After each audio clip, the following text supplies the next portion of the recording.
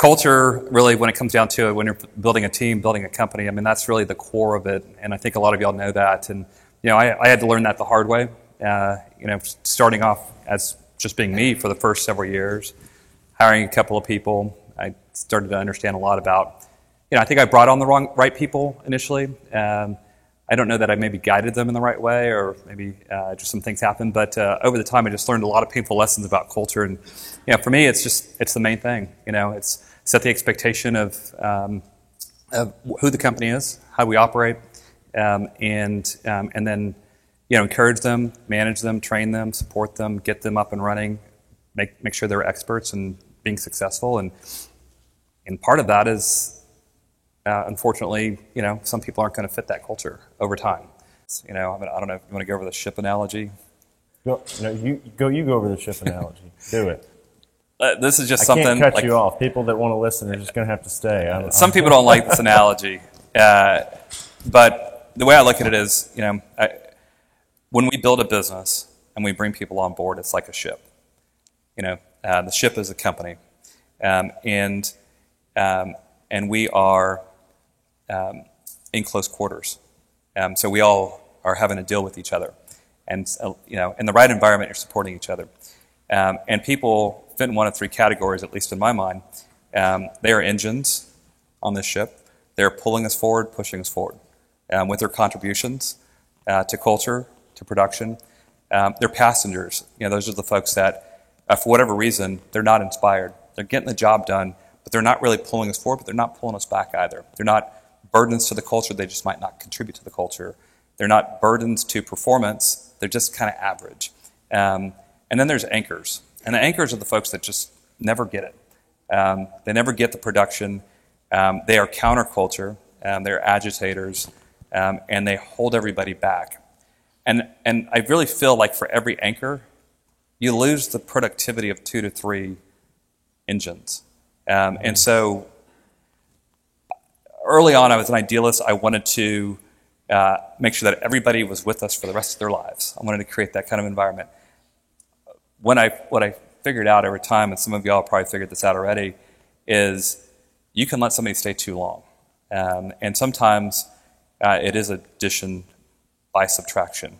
And sometimes it's your top performer that, you're nodding your head, it's your top performer that is that cancer to your culture.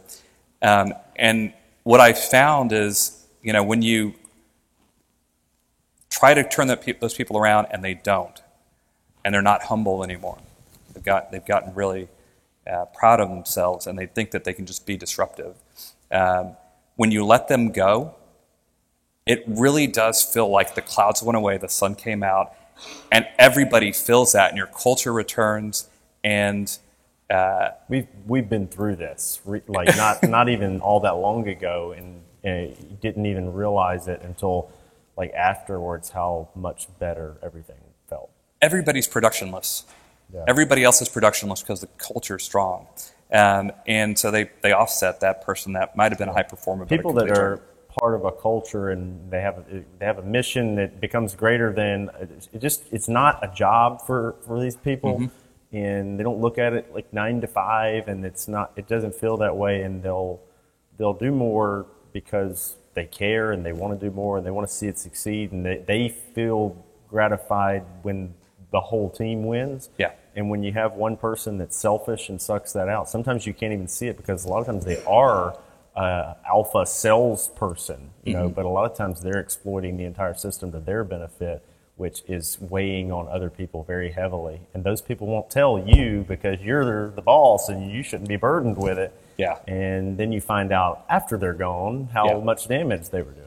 Yeah. So we've been through that. It's funny the way you said it. Like I was thinking about it already, and then you said something, and I was like, I was going to ask a follow-up question, but been through it. Yeah. That's actually golden information. Did you figure out any ways to identify them ahead of time? I guess going through some of that kind of a couple of times may... Listen, when you're taking care of people, employees, clients, you've got a great reputation, people are proud to work there, and there's someone that's disruptive, you're going to hear about it. If you are present, as the owner or the leader of the business, What you might do, though, is naysay if you feel like they're, selling a lot, because you feel like the burden of losing them is great. But like you're saying, the burden of keeping them around is great. Amazing conference, great people, having a ton of fun here. One of the best parts to me personally is just getting to meet all these other successful agents and learning how they built their agency so we can try to do the same thing.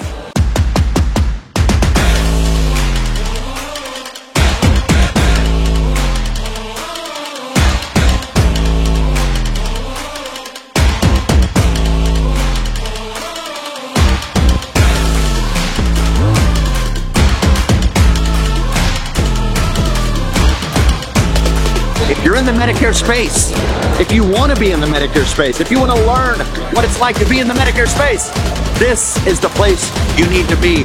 I'm feeling next level.